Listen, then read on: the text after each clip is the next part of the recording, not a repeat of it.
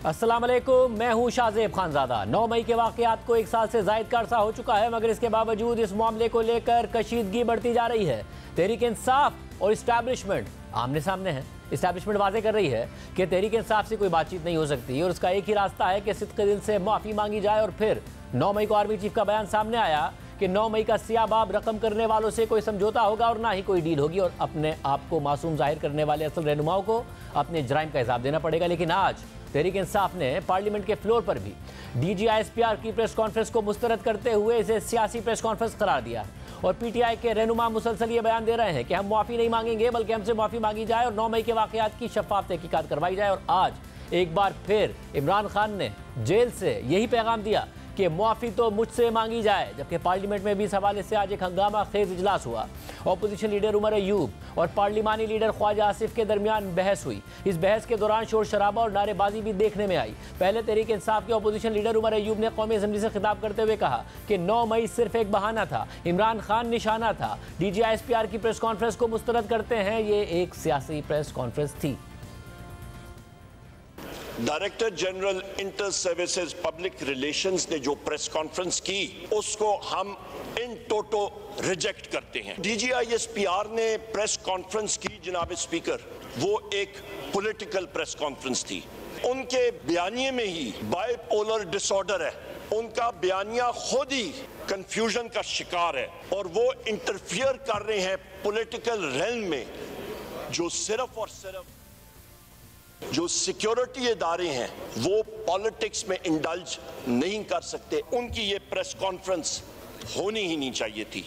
और आर्टिकल 6 भी आप यहाँ पढ़ लें, आइन वाजे है, कॉन्स्टिट्यूशन लिमिट्स सारे इदारों की, चाहे वो जुडिशरी हो, गवर्नमेंट हो, चाहे जो इदारा हो, हर एक इदारा पाकिस्तान की बका के लिए, पाकिस्तान की सालमियत के लिए अपनी लिमिट्स के अंदर काम करे। एक 9 मई के हवाले से एक इंडिपेंडेंट जुडिशल कमीशन बनना चाहिए और जिसको एक्सेस होनी चाहिए तमाम CCTV फुटेजेस की, सच्चाई को सामने आना चाहिए।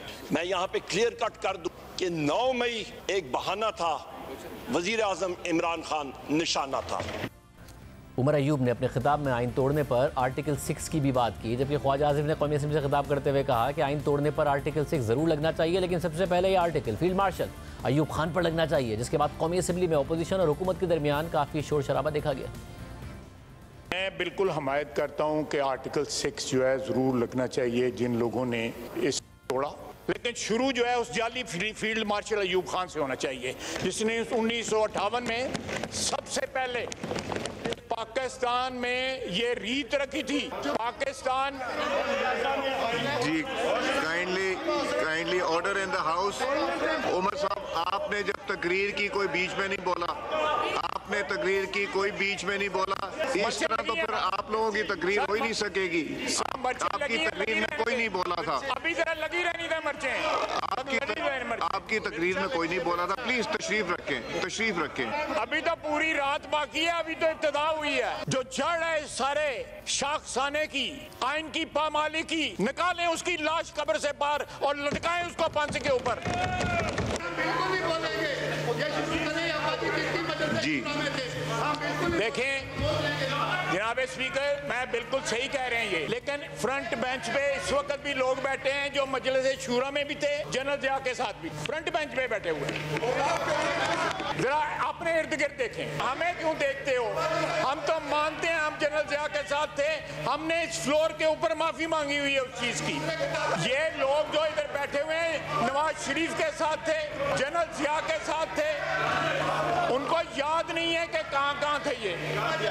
जी गौर साहब फरमाइए। नहीं कोई प्रेशर नहीं, मेरे ऊपर कोई प्रेशर नहीं जी जनाब स्पीकर जी। बात ये, मैं हमेशा मुख्तसर एक छोड़े आप नहीं करते हैं? जनाब स्पीकर देखे चले ख्वाजा आसिफ साहब, नहीं इनको बात करने दी, तो उन्होंने बात शुरू की, उनको बात करने दी जी। जाती है, I take an exception to that. जी बात कीजिए। स्पीकर ये एक तरफा आप रिस्पेक्ट करवाना चाहते हैं अपनी चेयर का, सिर्फ आप बात कीजिए। आप चाहते हैं कि मैं बोलूं? जी बिल्कुल, आप बात कीजिए। मैं एडजर्न कर दूं और मैं एडजर्न करके 2 दिन की छुट्टी कर दूंगा और फ्राइडे को हमने डिबेट ही खत्म कर देनी है। इसी तरह उमर अयूब ने आज अपने खिताब के दौरान कहा कि DGISPR ने कहा था कि गुज़िश्ता वाक़यात पर कमीशन बनने चाहिए। हम भी मुतालबा करते हैं कि Hamidur Rahman commission, OGD camp inquiry report, Abbottabad commission की रिपोर्ट और आर्मी पब्लिक स्कूल की इंक्वायरी रिपोर्ट सामने आनी चाहिए। जब DGISPR ने कहा कि प्रायर ईयर्स की कमीशंस होने चाहिए, बहुत अच्छी बात है जनाब स्पीकर। हम लोग ये इस हाउस के जरिए ये डिमांड करते हैं, fail for Hamidur Rahman commission report भी पब्लिक होनी चाहिए, OGD कैंप इंक्वायरी रिपोर्ट भी सामने आनी चाहिए, एबटाबाद कमीशन रिपोर्ट भी सामने आनी चाहिए, आर्मी पब्लिक स्कूल इंक्वायरी और कमीशन रिपोर्ट भी सामने आनी चाहिए। जबकि ख्वाजा आसिफ ने अपने खिताब में कहा कि इमरान खान कहते थे कि DGISPR और आर्मी चीफ के खिलाफ बात करना गद्दारी के मुतरादिफ है। आज वो उसूल कहाँ गए? ये 9 मई की माफ़ी मांगे हैं, मैं इनसे सब चीज़ों की माफ़ी मांग लूँगा।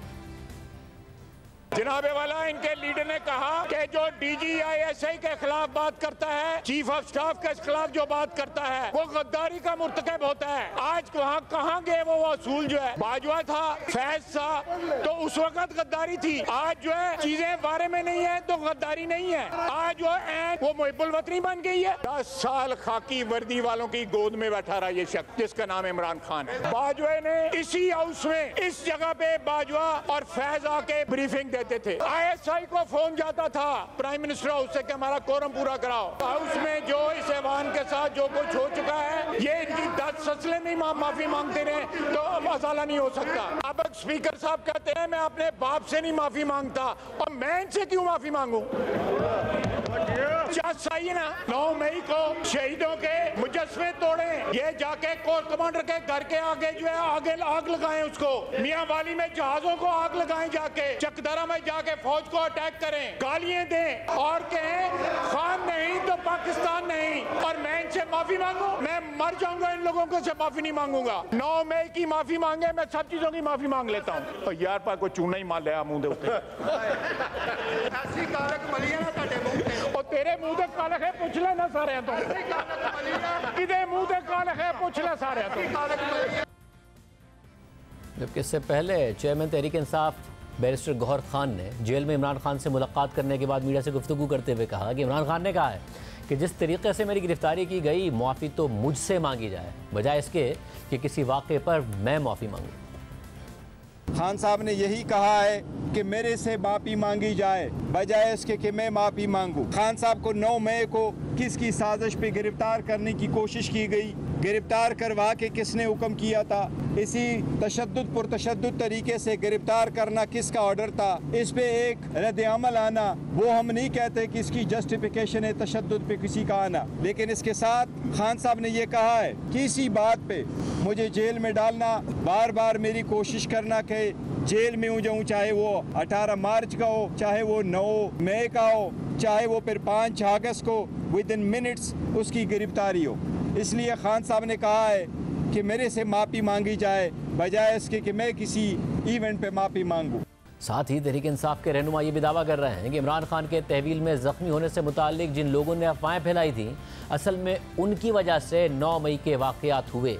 और दिलचस्प बात यह है कि 9 मई से मुताल्लिक गुज़िश्ता निगरान हुकूमत ने एक रिपोर्ट तैयार की थी जो मौजूदा हुकूमत के सामने भी रखी गई है। उसमें इस किस्म की अफवाहें फैलाने वालों में तहरीक इंसाफ के अपने रहनुमाओं का नाम लिया गया है। साथ ही 9 मई के वाक़या से मुताल्लिक तहरीक इंसाफ के जिन जिन रहनुमाओं का नाम इस रिपोर्ट में शामिल है, उनमें से बेशतर लोग आज़ाद हैं या ज़मानत पर हैं, जबकि कुछ अपनी वफादारियाँ तब्दील कर चुके हैं, इसलिए आज़ाद घूम रहे हैं। रोज़नामा द न्यूज़ के एडिटर इन्वेस्टिगेशन अंसार अब्बासी की खबर के मुताबिक निगरान हुकूमत में तैयार करदा 9 मई की रिपोर्ट में ना सिर्फ फौजी तनसीबात पर हमलों के वाक़यात में इमरान खान के किरदार पर तवज्जो मरकूज़ की गई है, बल्कि रिपोर्ट इस बात की अक्कासी भी करती है कि किस तरह PTI के दर्जनों रहनुमाओं ने मुबैना तौर पर तशद्दुद को हवा दी और इसमें हिस्सा लिया। खबर के मुताबिक रिपोर्ट में यह कहा गया है कि इमरान खान की गिरफ्तारी के बाद PTI रहनुमाओं ने फौरी तौर पर सोशल मीडिया पर उनकी हिरासत से मुताल्लिक झूठ फैलाने और लोगों को तशद्दुद की तरगीब दी।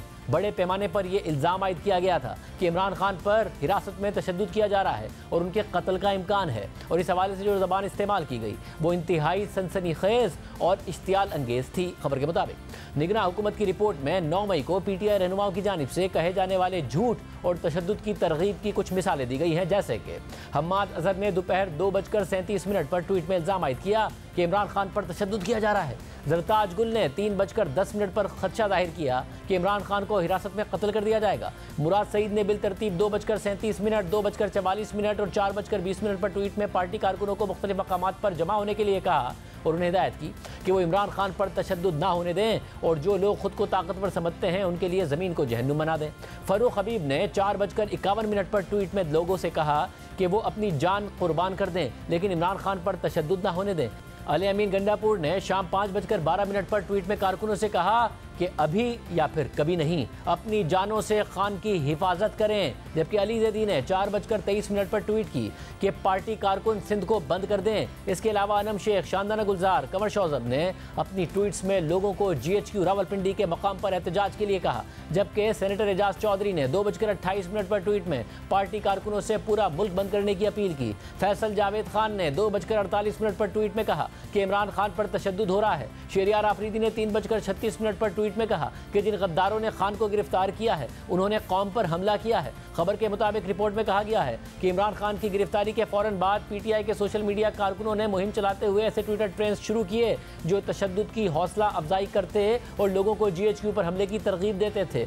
गो टू GHQ और निकलो GHQ की तरफ जैसे ट्रेंड्स भी चलाए गए और कानून नाफिज करने वाले इदारों के अंदाजे के मुताबिक लाहौर में मुजाहिरीन की कुल तादाद 2000 के करीब थी और जिन लोगों ने मुजाहिरीन की क़यादत की और उन्हें उकसाया उनमें ज़ुबैर नियाज़ी, उमर चीमा, हम्माद अजहर, एजाज चौधरी, हसन नियाज़ी, आयशा इकबाल, आलिया हमजा, मुनज़्ज़ा हसन, मुसर्रत चीमा, अलीमा खान और नौशीन हामिद शामिल थीं। खबर के मुताबिक रिपोर्ट में बताया गया है कि रावलपिंडी में शाम 5 बजे तक मुजाहिरीन लियाकत बाग में जमा हो चुके थे। 5 बजे से 6 बजे के दरमियान सोशल मीडिया पर PTI रहनुमाओं के मुतादिद ऑडियो बयानात सामने आए जिनमें मुजाहिरीन पर जोर दिया गया कि वो GHQ चले जाएं। 6 बजे तक हुजूम GHQ पहुंच चुका था। हुजूम ने पुरतशद्दुद शक्ल इख्तियार कर ली। GHQ के बाहर एक मुजस्मा और इस्तकबालिये में शीशे का दरवाज़ा तोड़ दिया। कानून नाफिज करने वाले इदारों ने GHQ में दाखिल होने वाले हुजूम को पसपा कर दिया। ताहम हुजूम ने मिलिट्री हिस्ट्री म्यूजियम और आर्मी मेस में तोड़फोड़ की, कई गाड़ियों को भी नजर आतिश किया। इसी दौरान एक गिरोह ने हमजा कैंप पर हमला किया और इमारत को नुकसान पहुंचाने की कोशिश की। रात 10 बजे तक हुजूम ने आर्मी वेलफेयर ट्रस्ट प्लाजा पर हमला किया और दाखिली दरवाजे को आग लगा दी। इसी तरीके से बाकी शहरों में भी जो वाक़यात हुए उसकी जिम्मेदारी इस रिपोर्ट में तहरीक इंसाफ की क़यादत पर डाली गई है, मगर ये रिपोर्ट निगरान हुकूमत में बनाई गई। क्या इसकी अहमियत है? मुताल्लिक़ रहनुमा जिनके नाम लिए गए हैं वो पार्टी छोड़ गए तो उनके वो आज़ाद रहे, उनके ऊपर वो सख्तियाँ भी नहीं आईं। हमने उमर अयूब साहब को भी आज के प्रोग्राम में आने की दावत दी है। जो कुछ पार्लियामेंट में हुआ, प्रोग्राम लाइव है, वो आ सकते हैं, उन्होंने कोई जवाब नहीं दिया है। वज़ीर दिफा ख्वाजा साहब हमारे साथ बोलिए। ख्वाजा साहब बहुत शुक्रिया मुझे ज्वाइन करने के लिए। ख्वाजा साहब, ज़ाहिर है आज बहुत ही गर्मा गर्मी हुई, साहब ने तकरीर की, उमर अयूब साहब ने, आपने उसका जवाब दिया। वो जाना चाहते हैं कि जी हमूदुर रहमान कमीशन रिपोर्ट भी आए, बटाबाद कमीशन रिपोर्ट भी आए, जो माजी के डिक्टेटर हैं उनका एहतसाब हो। आप अयूब खान तक गए कि उन्हें भी निकाल कर जो है वो फांसी दी जाए, मगर फिर बदमज़गी हो गई। मामला इसी तरीके से चले जा रहा है। एस्टैब्लिशमेंट इमरान खान से कह रही माफ़ी मांगे, आज इमरान खान साहब ने फिर कहा माफ़ी मांगे, असेंबली में भी झगड़ा हो रहा है। तो कोई रास्ता निकलेगा कैसे कि कोई स्टेबिलिटी आए पार्लियामेंट के अंदर भी, पार्लियामेंट से बाहर भी? देखें, ये मैं बिस्मिल्लाहिर्रहमानिर्रहीम, आज जो है जो बिज़नेस एडवाइजरी कमेटी होती है एक हाउस की, जिसमें तमाम पार्टियाँ तय करती हैं कि भाई आज बिज़नेस किस तरह चलाना है, उसमें ये तय हुआ था कि किसी की तकरीर में इंटरप्शन नहीं हो। पर हमने तकरीबन 1.5 घंटे की उमर अयूब साहब की तकरीर जो है ना वो तहम्मुल से सुनी। उसमें उन्होंने गलत बातें भी कहीं, जो जिनके ऊपर हमें एतराज़ हो सकता था वो बातें भी उन्होंने की, लेकिन हमने for the sake of keeping the sanity और the sanctity of the house we did not interrupt और we did not raise voices against him or his party leader. हमने, लेकिन the moment I started with Ayub Khan, वो अयूब खान वाली बात उनको बहुत, देखें मेरा कहना था वहाँ पे कि इस मुल्क में आइन शिकनी का दरवाज़ा अयूब खान ने खोला और तारीख के कटहरे में वो मुजरम है, मुज़म्म नहीं मुजरम है। अगर सज़ा देनी है आइन तोड़ने की तो लेट्स स्टार्ट फ्रॉम हिम, फिर तारीख अपनी दुरुस्त करें। फिर ये तारीख में पिक एंड चूज़ क्यों करें कि आपका मुजरम जो है वो बरी हो जाए और हमारा मुजरम जो है वो उसको सज़ा हो जाए? ये नहीं होगा फिर।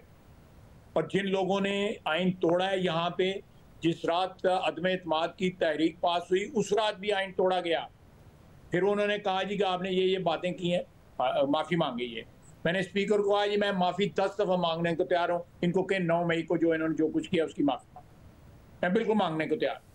लेकिन अगर ये लोग जो हैं इतने घिनौने जराइम इन्होंने किए हैं 9 मई को और उसके बाद ये माफ़ी ना मांगें और मुझे कहें कि माफ़ी मांगें सिर्फ इसलिए कि मैंने इनको बावजदाद को जो है कहा कि वो क्रॉमवेल की तरह उनको फांसी देनी चाहिए, दैट इज़ हिस्ट्री, एस्टेब्लिश्ड है।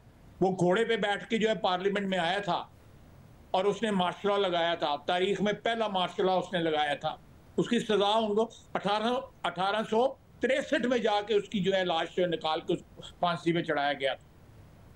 तो ये क्यों नहीं हो सकता? अगर हमने अपने माजी से ये जो डीमंस हैं हमारे माजी के, हमारे पास्ट के जो डीमंस हैं, if we want to get rid of these demons, we have to purify ourselves। हमें अपनी निजात के लिए उन डीमंस को जो है फारिग करना चाहिए। जिस तरह दम दरूद नहीं करते जाके कि जी जिन चमड़ा हुआ है या ये क्या हुआ है, तो उस तरह हमें कोई ना कोई इसका सदेबाब करना चाहिए। मगर साहब जब आप सिलेक्टिव जो है ज़ाहिर सिलेक्टिव हिस्ट्री में नहीं हो सकते और माजी से सबक सीखेंगे तो आगे बढ़ेंगे, मगर जब आप 9 मई के लिए कहते हैं कि माफ़ी मांगें, आज एक दफ़ा फिर दोहराया इमरान खान साहब ने कि मैं क्यों माफ़ी मांगूं, मुझसे माफ़ी मांगी जाए, मैं आर्मी चीफ को ख़त लिखूंगा। अब 1 साल हो गया वाक़े को।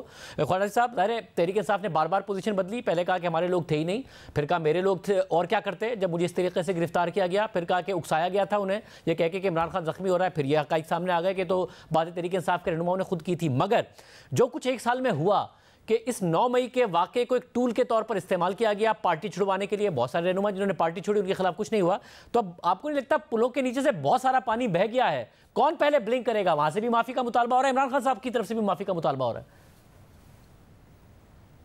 देखें, आप बिल्कुल सही कहते हैं, बहुत सा पानी बह गया है, लेकिन अगर हमने अकाउंट्स जो हैं बैलेंस करने हैं, अपनी बुक्स बैलेंस करनी है तारीख की, तो ये सारे मामला जो हैं ये सेटल करने पड़ेंगे।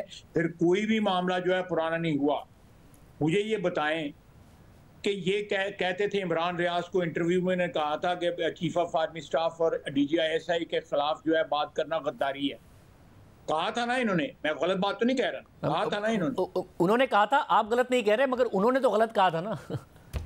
गलत कहा था ना, उन्होंने गलत कहा था ना। तो जब आप अपना राइट जो है वो लूज कर जाते हो, जब आपने वही एक्ट किया हो, आपने वही जुर्म जो है आपसे सरजद हुआ हो, जिसका इल्ज़ाम दूसरों पे लगा रहे हो, तो फिर उसका इल्ज़ाम लगाने का या उसकी सजा का मुतालबा करना जो है, आपका राइट जो है वो ड्रॉप हो जाता है। आप वो राइट एब्डिकेट कर देते हैं, वो राइट जो है शाहजेब। फिर आपका मेरा जब तक मेरे हाथ साफ नहीं होंगे, जब तक मेरा माजी साफ नहीं होगा, मैं किसी को किस तरह मुर्दे इल्ज़ाम ठहरा सकता हूँ? वो हर शख्स पे हर इल्ज़ाम जो है लगाता है इमरान खान जो है, जिसने वाहिद आदमी। देखें, तोशा खाने में बहुत से लोगों ने हो सकता है तजावुज़ात किए हों, लेकिन किसी ने कारोबार नहीं किया उस तहाइफ के साथ। इमरान खान वाहिद जो है शख्स है जिसने उन तहाइफ के साथ कारोबार किया है, करोड़ों रुपए का मुनाफा कमाया और फिर जो है तोशा खाने के तहाइफ से जो माल बनाया उसको रिपोर्ट भी ना की। एक और बात मैं आपसे करना चाहता हूँ, मैंने आज से तकरीबन कोई 11-12 साल कब जो है, बल्कि मेरा ख्याल है 13-14 साल कब जो है, मैंने इन पर इल्ज़ाम लगाया था कि $7 मिलियन ज़कात का जिसने मुल्क से बाहर इन्वेस्ट कर, पहले इसने इनकार किया, फिर जब मैंने इनकी बैलेंस शीट से सबूत दी, इन मेरे खिलाफ केस कर दिया। आज 14 साल से केस चल रहा है, मैं अदालत में जाता हूँ, ये अदालत में नहीं आता, दावा इसने किया हुआ है, ये अदालत में नहीं आता, ना इसके वकील आते हैं, भाग जाते हैं। करें ना 10 अरब रुपए का दावा किया हुआ है, मेरा एहतसाब करें, मैं अदालत में पेश होता हूँ वहाँ पे, क्यों नहीं करते मेरा एहतसाब जो है मेरा? तो इस तरह तो नहीं होता ना वैसे, मगर कि आप ज़कात का भी पैसा खा जाएं। मगर इसमें इशू ये है कि तोशा मैं आधा मिनट लूंगा। उसके बाद इन्होंने 8 साल के बाद 9 साल के बाद में पैसा वापस लिया, चले मान लिया जाए वो पैसा वापस नहीं आया, नई इन्होंने रेज की और वो लेके आए, नई डोनेशन रेज की। अगर ये वो लेके भी आए हैं, उसका एक्सचेंज रेट का डिफरेंस कौन देगा उस पीरियड में? उस पीरियड में जो इंटरेस्ट लॉस हुआ उस अमाउंट के ऊपर 7 मिलियन है, उसका हिसाब कौन देगा? ये शौकत खाना का पैसा है, ज़कात का पैसा है, मरीजों का पैसा है। अगर उनकी बात मान ली जाए, इमरान क्यों नहीं देता पैसे वो जो है? आज ये देखें ना, how can they claim moral high ground?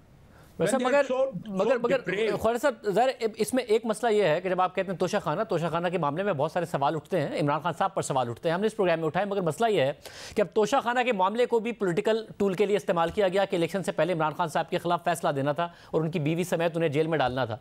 तो उससे क्या हुआ, केस में वजन रह गया या नहीं रह गया? जिस तरह 9 मई को इस्तेमाल किया, तोशाखाना को भी इस्तेमाल किया, तो फिर आगे ही बढ़ना पड़ेगा ना। जब रियासत केसेस को इस्तेमाल करती है और वाकयात को अपने पॉलिटिकल एडवांटेज के लिए, तो फिर केसेस में दम तो नहीं रह जाता ना।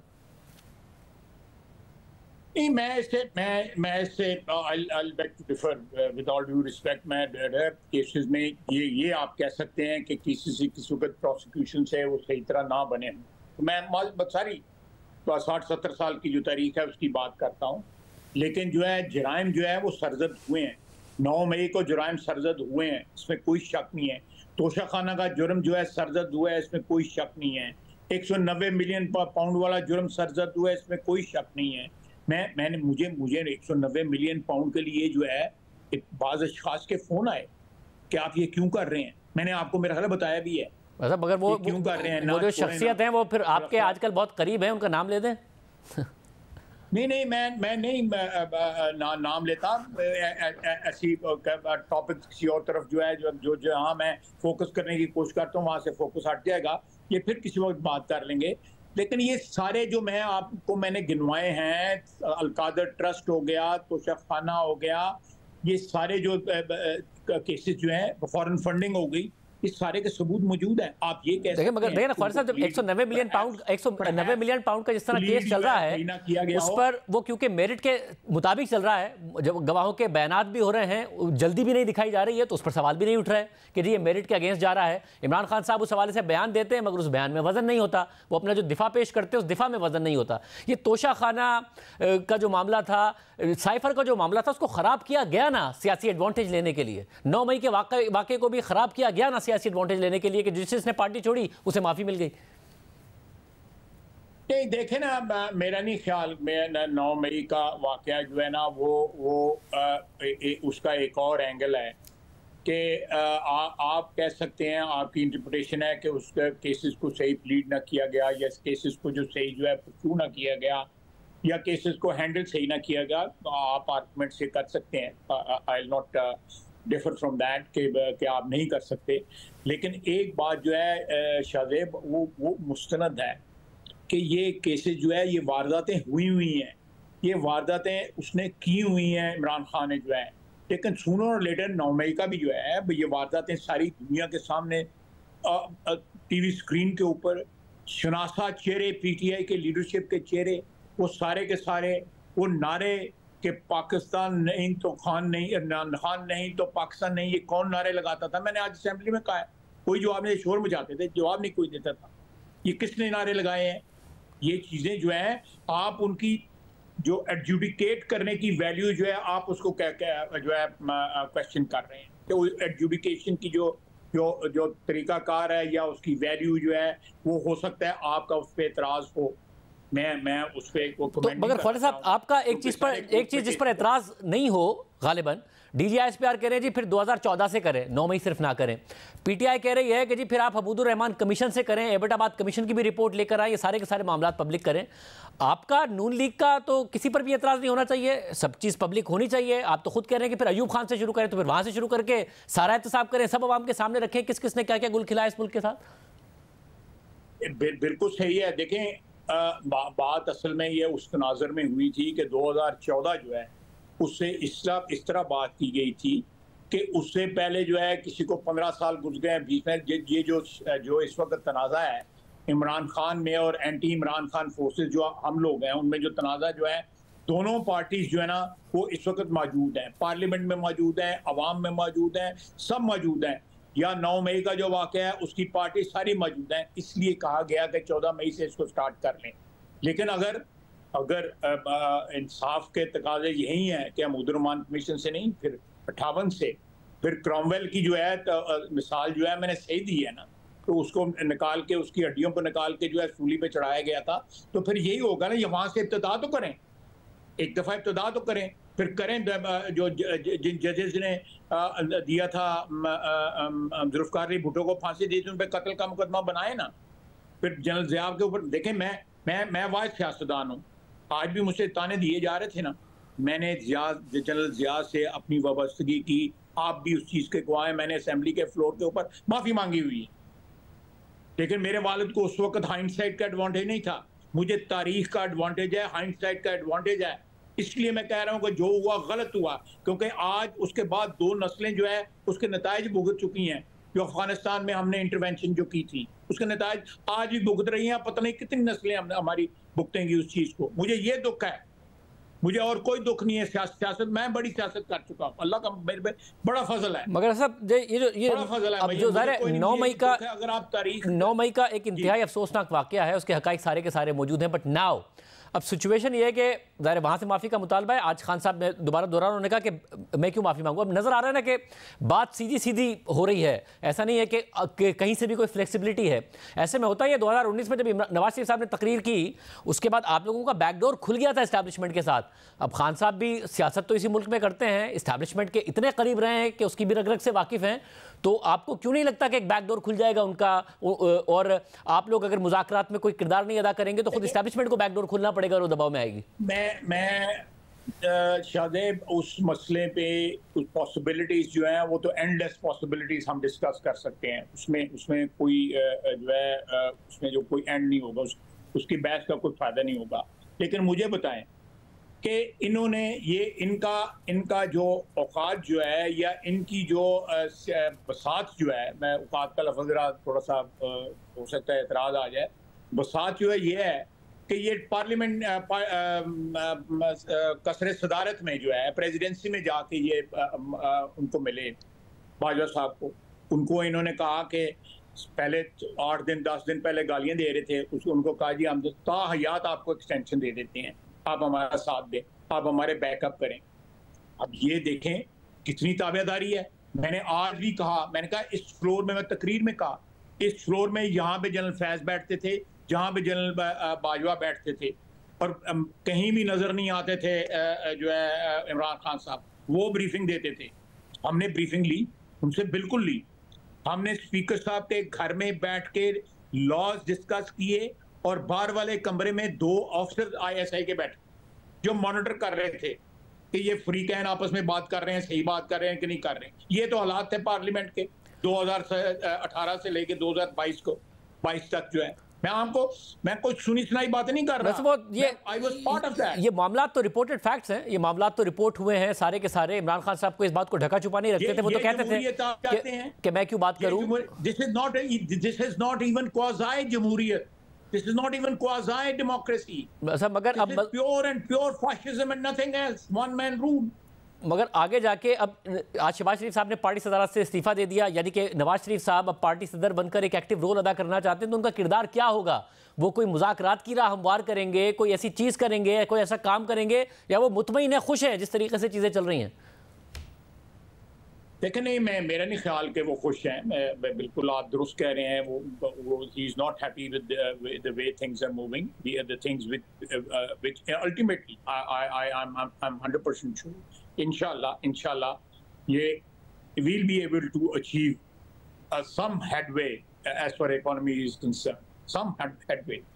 अगले 4-5 महीने में ऑलरेडी इंडिकेटर्स जो हैं वो ठीक होने शुरू हो गए हैं, और हमारे यहाँ पे जिस तरह इन्वेस्टमेंट क्लाइमेट जो है अट्रैक्टिव हो रही है, कम से कम हमारे दोस्त ममालिक के लिए अट्रैक्टिव हो रही है, वो आ रहे हैं, मजीद आ रहे हैं, प्राइवेटाइजेशन हो रही है, कुछ लॉसेस कम होंगे, कुछ इनकम ज़्यादा होगी, कुछ कंजर्वेशन होगी, हालात ठीक हो जाएंगे।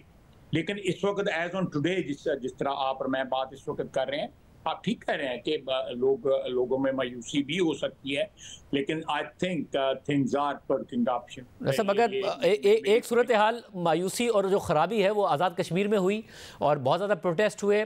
फिर आज वज़ीर आज़म ने पैकेज अनाउंस किया, आज़ाद कश्मीर के वज़ीर आज़म ने बाकायदा तौर पर गंदम और बिजली पर जो सब्सिडी उस सब का ऐलान किया, मगर उसके बाद फिर क्लैश हो गया सिक्योरिटी इदारों के साथ और 3 अफराद के मारे जाने की इतलात आ रही हैं। आज़ाद कश्मीर की सूरत हाल देखें, वहाँ पे ऐसे भी एलिमेंट हैं उसमें जो नहीं चाहते थे कि ये राजीनामा हो, वो चाहते थे ये सिचुएशन फ्लेयर अप हो और ये सिचुएशन जो है आउट ऑफ कंट्रोल हो जाए। लाजमी तौर पे वहाँ पे मुदाखलत जो है जो इंडियन एजेंट हैं वो भी कर रहे हैं। जिस तरह हम हमारा वहाँ पे इन्फ्लुएंस है, मकबूजा कश्मीर में हमारा इन्फ्लुएंस है। इसी तरह इंडिया का भी इन्फ्लुएंस जो है उन्होंने किसी न किसी तरह यहाँ पे क्रिएट किया होगा था, और वो नहीं चाहते होंगे कि ये सेटलमेंट हो। हमने वहाँ पे बैठ के जिस वक्त मियाँ शहबाज शरीफ साहब मीटिंग ले रहे थे, उस वक्त साइमल्टेनियसली उनके साथ मुज़ाकरात हो रहे थे। जो अमाउंट जो डिसाइड हुई है उसमें रद्दोबदल किया गया। उनकी डिमांड ज़्यादा थी कि भाई ये हमें आटे की मद में या बिजली की मद में जो है इतना पैसा जो है हमें चाहिए, हुकूमत को चाहिए।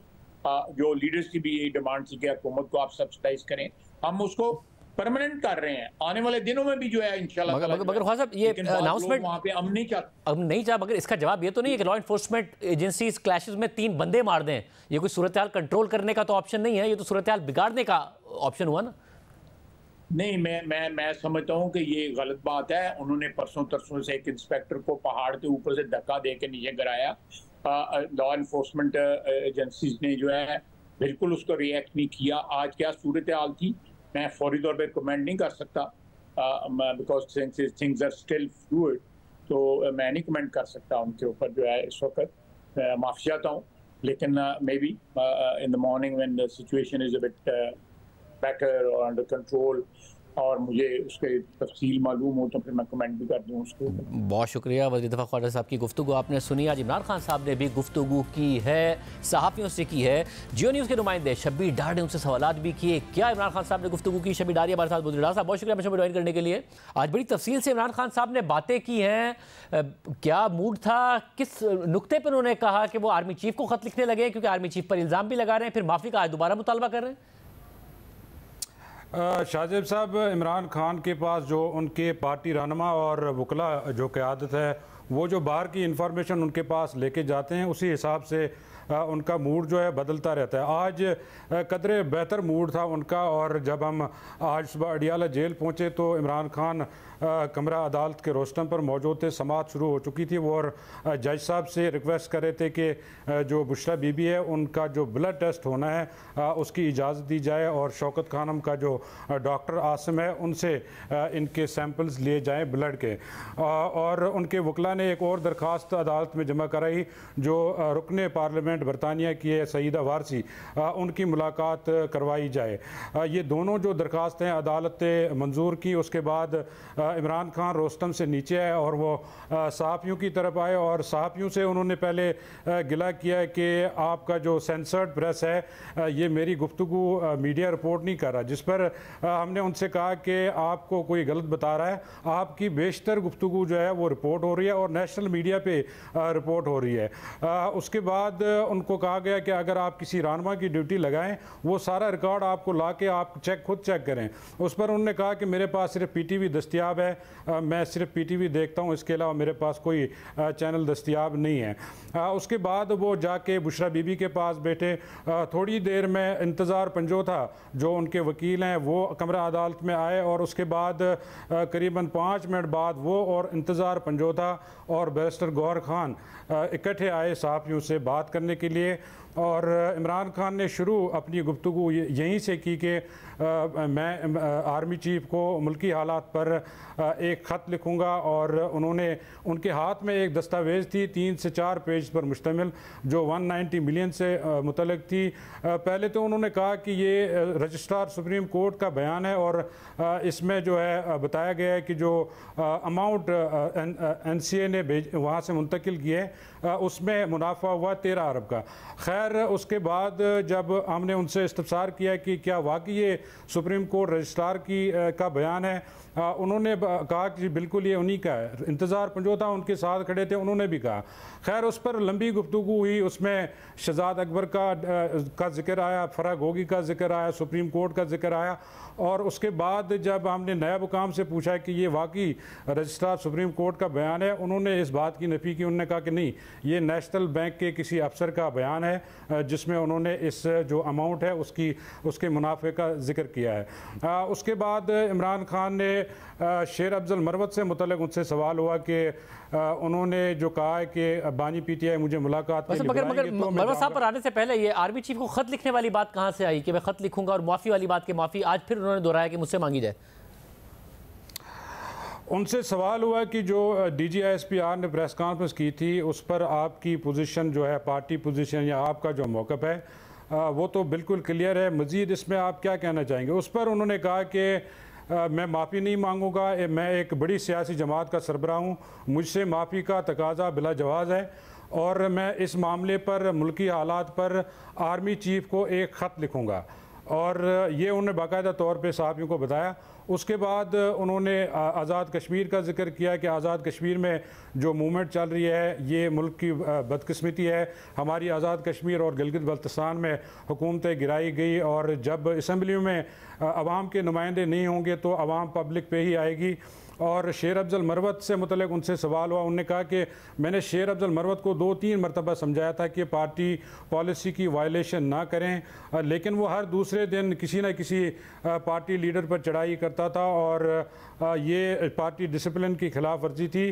और शेर अफजल मरवत ने जब सऊदी डेलीगेशन आया था पाकिस्तान, उस वक़्त भी एक मुतनाज़ा बयान दिया था, क्योंकि पाकिस्तान के मजमूई तौर पर सऊदी हुकूमत के साथ अच्छे ताल्लुकात हैं, मेरे भी ज़ाती ताल्लुकात हैं मोहम्मद बिन सलमान से, लिहाजा उनको 2-3 दफ़ा समझाया गया था लेकिन वो बाज नहीं आए। उस पर उनसे कहा गया कि शेर अफजल मरवत ने कहा कि जब तक आप उनको मुलाकात के लिए नहीं बुलाएंगे तब तक वो जेल नहीं आएंगे। उस पर उन्होंने कोई जवाब नहीं दिया और वो आगे निकल गए। इसके अलावा उन्होंने बहुत सारी बातें की हुकूमत के हवाले से कि हम नून लीग से मुज़ाकरात नहीं करेंगे।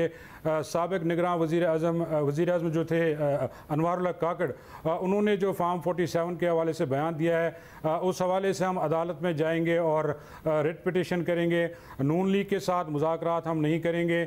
और हुकूमत जो है अब मज़ीद 1000 अरब के टैक्सेस लगाने जा रही है और जून और जुलाई का महीना जो है ये हुकूमत के लिए इम्तहान होगा, क्योंकि पब्लिक ने जब टैक्सेस लगेंगे, जब बोझ बढ़ेगा आवाम पे, तो पब्लिक ने सड़कों पे आना है। बहुत शुक्रिया शब्बीर डार, तफसीलात बता रहे थे, बड़ी अहम बात है। और ये एक दिलचस्प बात है कि इमरान खान साहब पर इल्ज़ाम है कि जो पैसे NCA ने पकड़ के पाकिस्तान को दिए थे वो उन्होंने सुप्रीम कोर्ट के जुर्माने के अकाउंट में डाल दिए थे और अपनी काबीना को भी नहीं बताया था, और काबीना के अरकान कह चुके हैं हमें नहीं बताया था, बंद लिफाफे पे हमसे दस्तखत कराए थे। आज इमरान खान का दिफा ये है, क्योंकि मुल्क में शराय सूद ज़्यादा है, कि वो पैसे पाकिस्तान आए तो उस 35 अरब रुपये पे 13 अरब रुपये का मुनाफा हुकूमत पाकिस्तान को हो चुका है। ब्रेक शामिल करते हैं, कोरामपुर में बात करेंगे। IMF प्रोग्राम के लिए IMF का वफ्द पाकिस्तान में है। वफ्द के FBR हुकाम से मुज़ाकरात शुरू हो गए हैं, जो ज़राए के मुताबिक 2 दिन तक जारी रहेंगे, जबकि वज़ारत ख़ज़ाना के साथ IMF के मुज़ाकरात 2 हफ्ते तक जारी रहेंगे। हुकाम पर उम्मीद है कि IMF से $6 अरब से ज़ायद और तवील मुद्दत का पैकेज मिल जाएगा। अब से कुछ देर पहले वफाकी वज़ीर ख़ज़ाना मोहम्मद औरंगज़ेब और IMF के मिशन की मुलाकात का एलामिया जारी हुआ है, जिसके मुताबिक IMF के वफ्द की क़यादत मिशन चीफ नेथन पोर्टर कर रहे थे। मुलाकात का मकसद IMF के साथ नए प्रोग्राम पर बातचीत का आगाज़ था। मुलाकात में governor state bank chairman FBR और वज़ारत ख़ज़ाना के हुकाम शरीक हुए। वज़ीर ख़ज़ाना मोहम्मद औरंगज़ेब ने IMF का खैर मकदम किया। एलामिया के मुताबिक वज़ीर ख़ज़ाना ने स्टैंड बाय अरेंजमेंट की कामयाब तकमील पर शुक्रिया अदा किया। वज़ीर ख़ज़ाना ने मिशन को मैक्रो इकनॉमिक इंडिकेटर्स में बेहतरी से आगाह किया। वज़ीर ख़ज़ाना ने इस्लाहाती एजेंडे को जारी रखने के अज़म का भी इजहार किया। IMF से मुज़ाकरात में नए कर्ज प्रोग्राम के अलावा नए माली साल के बजट पर भी मुशावरत होगी। हमारे साथ मौजूद हैं मेहताब हैदर साहब, नुमाइंदा द न्यूज़। मेहताब साहब, बहुत शुक्रिया मुझे ज्वाइन करने के लिए। तो कहा जा सकता है कि अच्छे माहौल में चल रहे हैं, क्योंकि खबरें ये भी आ रही हैं कि बड़ी सख्त शराइत हैं, टैक्स के हवाले से उनके बड़े सख्त मुतालबात हैं। क्या माहौल है, किस तरीके से मुज़ाकरात जारी? जी बिस्मिल्लाहिर्रहमानिर्रहीम। देखें, बुनियादी तौर पर अभी मुज़ाकरात का आगाज़ हुआ है और ये तकरीबन 2 वीक्स के लिए जो है वो IMF की टीम पाकिस्तान में होगी, चूँकि इसके अंदर हमने एक मैक्रो इकनॉमिक फ्रेमवर्क और फिस्कल फ्रेमवर्क जो कि MEFP कहलाता है, memorandum of economic and financial policies, उसके ऊपर एग्रीमेंट करना है। तो ऑफ कोर्स एक बड़ी एडजस्टमेंट जो है वो IMF मांग रहा है। उस एडजस्टमेंट में एक तो हमने जो रेवेन्यूज़ हैं उनको बढ़ाना है और अपने एक्सपेंडिचर्स को भी रैशनलाइज करना है। एक्सपेंडिचर साइड पे मैं पहले बात कर लूँ, जैसे कि कुछ दिन पहले फाइनेंस मिनिस्टर अपने जो बाकी काबीना के 2 अरकान हैं उनके साथ मीडिया के सामने आए और उन्होंने बताया कि पेंशन की इस्लाहात पे प्राइम मिनिस्टर ने एक कमेटी बना दी है और उसके ऊपर वो एक पैकेज जो है वो हुकूमत लाने की तैयारी कर रही है।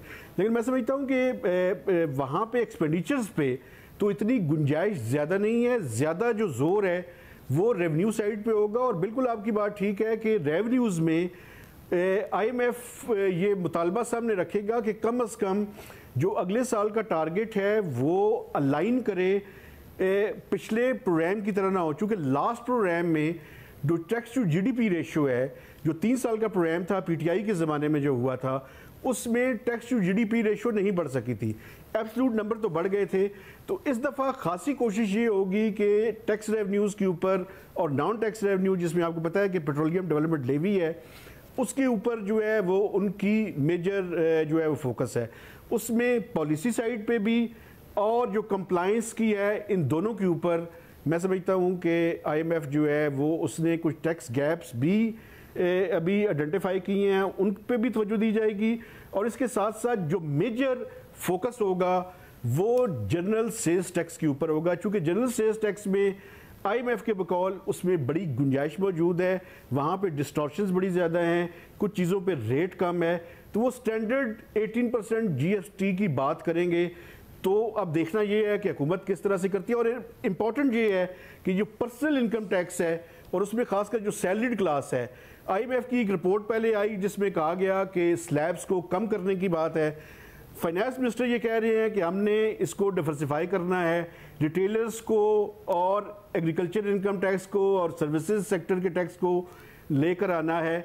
अब देखना ये है कि ये जो सैलरीड क्लास के ऊपर बर्डन है इसको वो कैसे तो फिर वज़ीर ख़ज़ाना तो बार-बार वाजे कर रहे हैं कि हम और बर्डन नहीं डाल सकते सैलरीड क्लास पर। ये भी वाजे कर रहे हैं कि जी हमें एक्सपैंड करना है। रिटेलर्स के हवाले से जो स्कीम्स ज़ाहिर अभी तक नहीं काम कर सकी हैं, आपको लग रहा है कोई ऑल्टरनेट है कि जिससे टैक्स भी जमा कर लें, टैक्स नेट भी डाइवर्सिफाई हो जाए, टैक्स टू GDP भी बढ़ जाए और IMF भी सेटिस्फाई हो जाए कि हाँ जी ये प्रैक्टिकल इकदाम हैं, ये नाकाम नहीं होंगे? देखिए, इसमें जो अब ये विश लिस्ट है, वो विश लिस्ट तो ये है कि पाकिस्तान में हम इनडायरेक्ट टैक्सेस के बजाय डायरेक्ट टैक्सेस के ऊपर जाएं, और डायरेक्ट टैक्सेस में जो अमीर लोग हैं, जो ज़्यादा पैसे कमा रहे हैं, उनके ऊपर जो है वो टैक्स का बर्डन ज़्यादा करें। IMF की फिर रिपोर्ट का मैं हवाला दूंगा। उस रिपोर्ट में वो दोबारा से ये कहते हैं कि 61% से ज़्यादा पाकिस्तान में इनडायरेक्ट टैक्सेस हैं और वो विद होल्डिंग टैक्सेस को भी उसके अंदर शामिल कर रहे हैं। तो बुनियादी तौर पर गुंजाइश वहाँ पे मौजूद है। GST के ऊपर भी है, चूँकि GST के अंदर वो कह रहे हैं कि सबसे बड़ा गैप है। तो अब देखना ये है कि GST का चूँकि बर्डन आम आदमी जो जिसकी थोड़ी इनकम है उसके ऊपर जो है वो इनडायरेक्ट टैक्स का असर ज़्यादा पड़ेगा।